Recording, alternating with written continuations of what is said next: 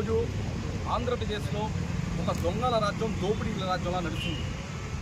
దేనికంటే అమరావతిలో చంద్రబాబు నాయుడు 50,000 ఎకరాలు కూలింగ్లో తీసుకున్నారు. 50,000 ఎకరాలు తీసుకున్నారుగా. ఇంకా సరిపోతే ఇంకా తీసుకోండి. అంతేగాని మన మైనార్టీలు ఒగ్గోడ్ ఆస్తుల మీద మీ కన్ను దేనికి పడింది?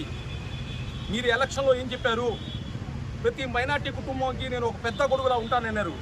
దోచుకోవడానికి ఉంటున్నారు మీరు ముస్లిం సమాజానికి మీరు జవాబు చెప్పాలి. బాధ్యత మీకుంది కుటుంబ ప్రభుత్వానికి. అంజుమామాస్తి ఎప్పుడో అంటే మా పూర్వీకులు, మా పెద్దలు రేపు రాబోయే రోజుల్లో మా మైనార్టీ పరిస్థితులు ఎలా ఉన్నదని ఏంటంటే 72 ఎకరాలు మంగళగిరిలో ఇస్తే అది దోచేయడానికి, అంటే అక్కడ ఒక ఐటీ హబ్ నిర్వహించడానికి అంట. మీరు తీసుకున్నారుగా 50,000 ఎకరాలు తీసుకున్నారుగా. మీకు ఇంకా కావాలంటే అమరావతి తీసుకోండి. ముస్లిం స్థలాలు, మైనార్టీ స్థలాలు, ఒగ్గోడ్ స్థలాలు వాడండి. దేనికి వాడండి? మంచి ఒగ్గోడ్ స్కూల్ అంటే ఒక ఉర్దూ స్కూల్ కట్టండి, ఒక మంచి మద్రసా కట్టండి, ఒక మంచి మసీదు కట్టండి. ఇప్పుడు దాకా రాష్ట్రం విడిపోయి మాకు ఒక హజ్ హౌస్ అనేది లేదు. మనం హాజీలు చాలా పవిత్రంగా, ప్రతి ముస్లిమ్స్ నేను హజ్కి వెళ్ళి రావాలని చాలా పవిత్రమైన యాత్రకి వెళ్ళడానికి ఒక హజ్ హౌస్ లేదు ఇప్పుడు దాకా.